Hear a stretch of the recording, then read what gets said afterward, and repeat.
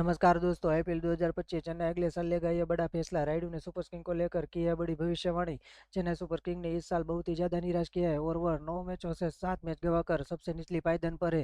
अंबाती रायडू ने कहा कि अगले सीजन में चेन्नई ज्यादातर खिलाड़ियों को रिलीज कर देगी।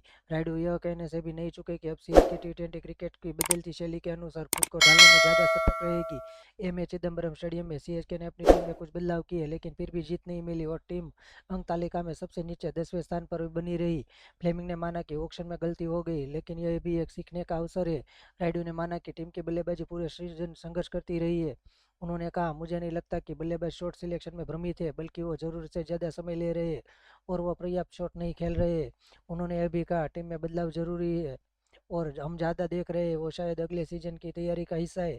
मेरी राय के सीएसके ने अपनी मौजूदा टीम के ज़्यादातर खिलाड़ियों को आगे नहीं रख पाएगी। मुश्किल से 7-8 खिलाड़ी बने रखेंगे जाएंगे। तो दोस्तों, रायडू की भविष्यवाणी पर आपकी क्या राय, हमें कमेंट में ज़रूर बताना। जय हिंद।